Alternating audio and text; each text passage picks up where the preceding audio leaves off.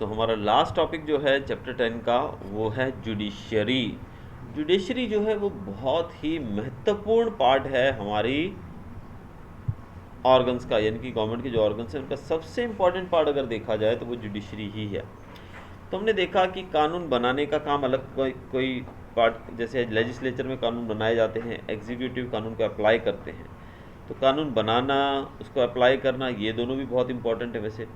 लेकिन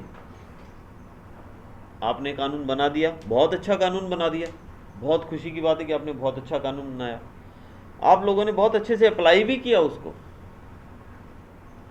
लेकिन लोग उसको फॉलो नहीं कर रहे हैं, तो वो उसका बनाया जाना और उसका एप्लीकेशन, ये दोनों ही चीज़ें व्यर्थ हो जाएंगी। क्या नहीं हो जाएंगी?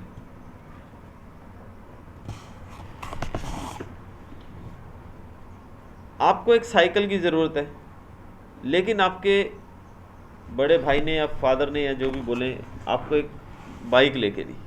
आपकी उम्र है 8 साल या 8 साल से कम, ले लो, छोटा बच्चा है, उसको चाहिए इतनी सी साइकिल जो वो गली में चला सके, एंजॉय कर सके।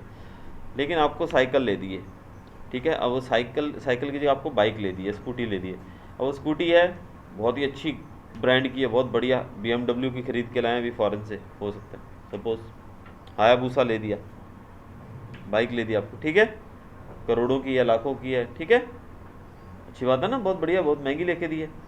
दूसरा, वो उन्होंने काफ़ी डिस्काउंटेड प्राइस में उनको मिल गई है, तो यानी कि फ़ायदे वाली बात है ना। लेकिन आप एक छोटे बच्चे हो तो आपके वो किसी काम की है, आप उसको चलाओगे नहीं। तो यही चीज़ यहाँ पर हो जाएगी कि बनाया कानून बहुत अच्छा, बहुत अच्छे से अप्लाई किया, लेकिन लोग उसको फॉलो ही नहीं कर पा रहे हैं, कर ही नहीं रहे हैं, तो क्या करेंगे, उसका कोई मतलब नहीं है। तो उसको लोग फॉलो करें, फॉलो तो हम अपनी मर्जी से करेंगे ना, कोई हमको ज़बरदस्ती तो नहीं करवा सकता है, करवा सकता है कोई नहीं करवा, हम अपनी मर्जी से फॉलो करेंगे। लेकिन एक चीज़ इंसान के अंदर होती है कि इंसान डर के मारे सब कुछ करता है। जैसे जब तुम छोटे थे, खाना नहीं खाते थे तो मम्मी डराती थी, खाना खा लो नहीं तो ये आ जाएगा वो आ जाएगा, बहुत डराती थी, तो शायद बच्चे खा लेते थे। जब आप पढ़ने नहीं बैठते थे तो मम्मी टीचर का नाम लेके डराती थी कि भी टीचर को फ़ोन लगाती हूँ, तो बच्चा डर के पढ़ने बैठ जाता है। टीवी ज़्यादा देख रहा है बच्चा, तो रुको मैं तुम्हारी मैम को फ़ोन लगाती हूँ। पापा से बहुत डरता है बच्चा, होता है ना, मम्मी ऐसे डराती है आपको, ठीक है। तो डर से सब कुछ होता है।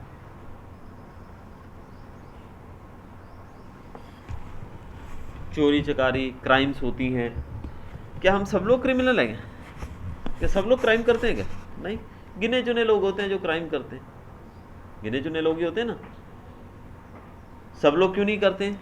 क्योंकि हमें डर लगता है कि भाई मैंने चोरी की तो मैं पकड़ा जाऊंगा तो मुझे जेल में डाल दिया जाएगा, यही होता है ना, ये नहीं होता है? तो हम क्यों फॉलो करते हैं रूल्स एंड रेगुलेशंस को? क्योंकि हमें डर है सज़ा का, कि हमें सज़ा मिलेगी। क्लास के अंदर हम होमवर्क करके नहीं आते हैं तो टीचर सज़ा देता है। और आपने ये भी देखा होगा, जो टीचर थोड़ा स्ट्रिक्ट है उसका काम हम परफेक्ट करके आते हैं, जो टीचर थोड़ा लीनियंट है, ज़्यादा प्यार करता है, उसका काम हम नहीं भी करते हैं तो चल जाते हैं। क्यों? हमें पता है कि वो सर सज़ा नहीं देंगे, हमें पता है कि चलो सर थोड़ा लेक्चर देके छोड़ देंगे, समझा के छोड़ देंगे। लेकिन कोई स्ट्रिक्ट टीचर है, होमवर्क पूरा नहीं है तो या तो 2 दिन लग जाएंगी या फिर क्लास से बाहर निकाल देंगे, पेरेंट्स को बुलाएंगे, तो फिर हम उसका काम तो कंप्लीट करके आएंगे, कि नहीं करेंगे? करेंगे। यानी कि इंसान काम कैसे करता है? डर के मारे।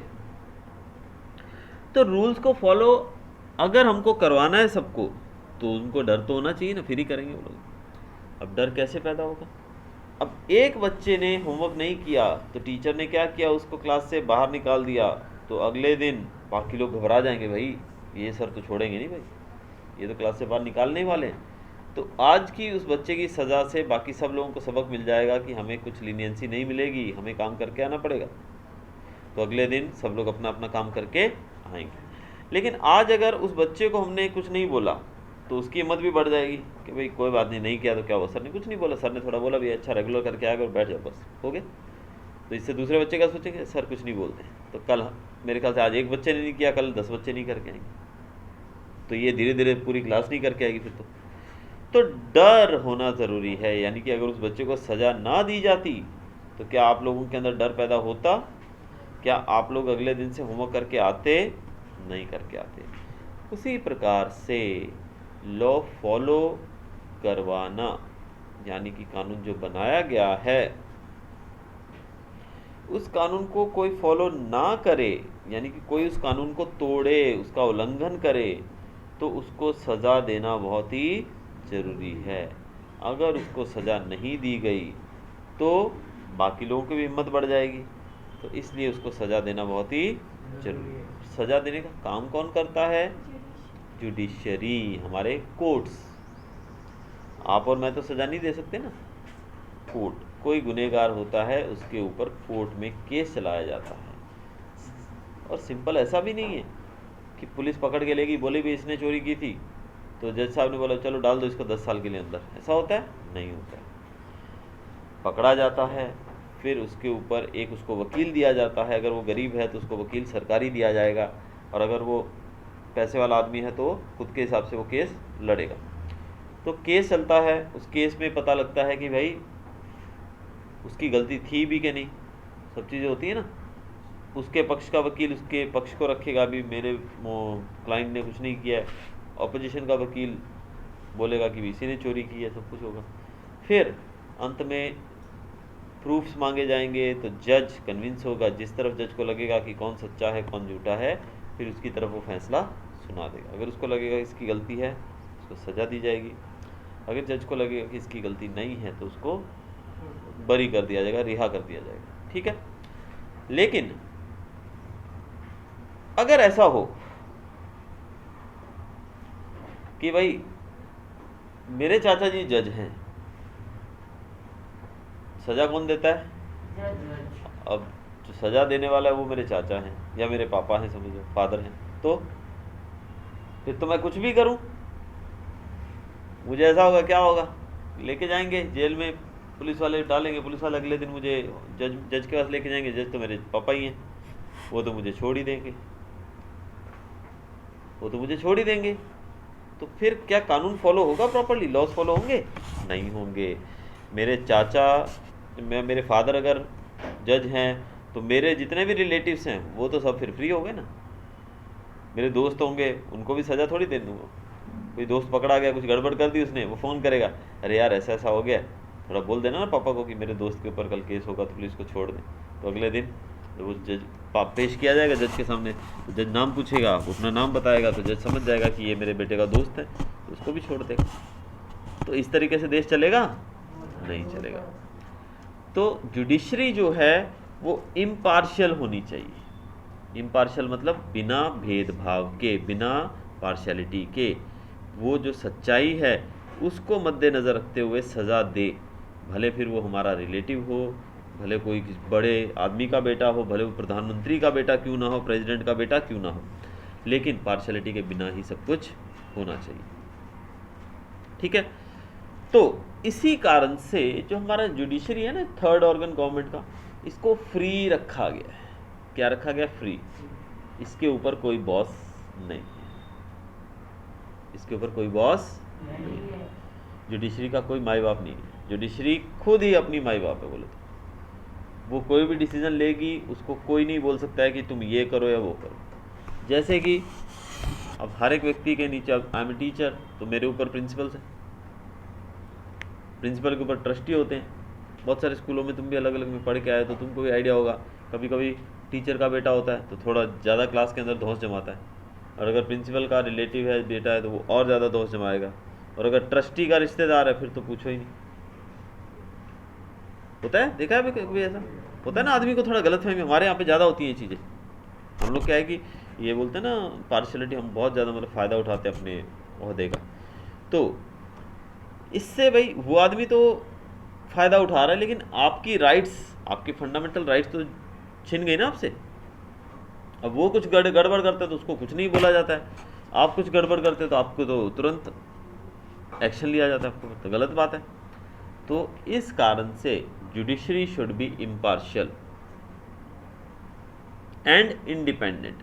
और हमारे देश की जुडिशरी को इम्पार्शियल भी रखा गया है और इंडिपेंडेंट भी रखा गया है, यानी कि उसके ऊपर कोई नहीं है। अब ट्रस्टी प्रिंसिपल को बोलेगा, प्रिंसिपल टीचर को बोलेगा, तो एट द एंड उस बच्चे को छोड़ना पड़ेगा अपने को, उसकी गलती छोड़नी पड़ेगी। तो इसमें गलती करने का उसको कोई सबक नहीं मिलेगा तो ऑब्वियसली वो दोबारा भी वही करेगा। लेकिन अगर वो टीचर फ्री होता, उसके ऊपर होता ही नहीं कोई, तो वो अपने हिसाब से उसको सज़ा देता ताकि वो दोबारा ना करता। तो इस तरह से उसको मोटिवेशन नहीं मिलता, वो दोबारा गलती करने से पहले सोचेगा कि भले मैं किसी का भी बेटा हूँ लेकिन मेरे को सज़ा मिल रही है।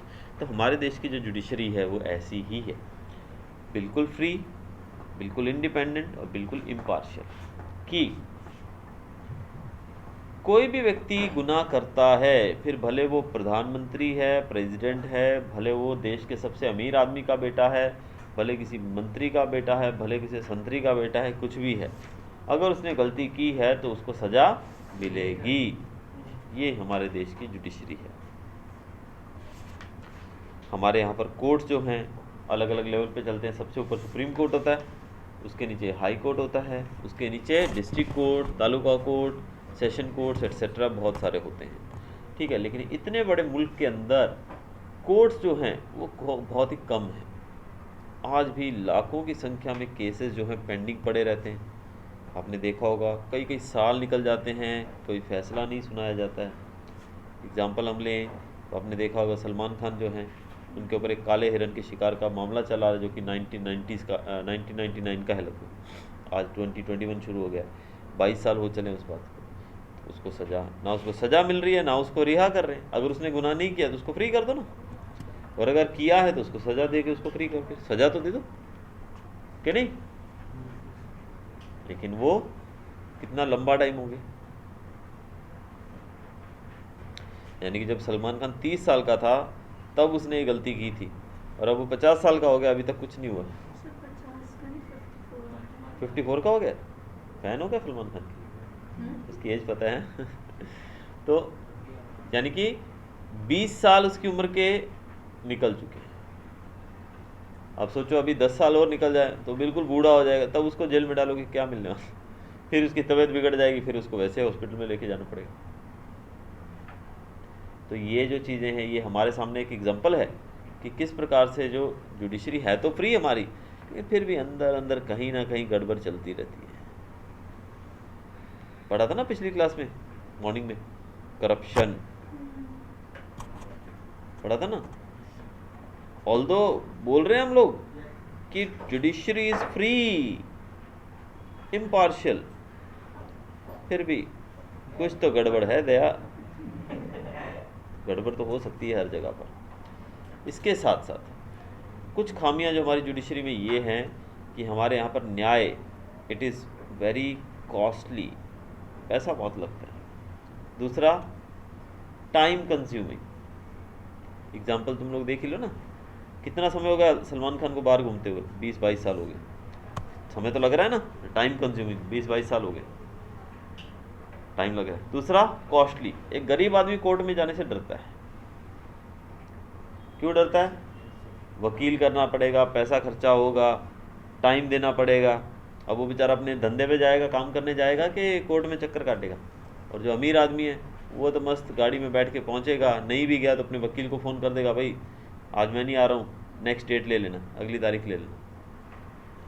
तो ये कुछ खामियां भी है हमारी न्याय तंत्र के अंदर, लेकिन उसके बावजूद जुडिशरी जो है वो एक इम्पॉर्टेंट ऑर्गन माना जाता है हमारे गवर्नमेंट का, और इसको फ्री रखा गया, इंडिपेंडेंट रखा गया है, और एक इम्पार्शियल तरीके से इसको जजमेंट देने का अधिकार दिया गया है। यानी कि कोई नेता अभिनेता इससे ऊपर नहीं है जो इसको ऑर्डर दे सके। उसके बावजूद यहाँ पर बहुत साल लग जाते हैं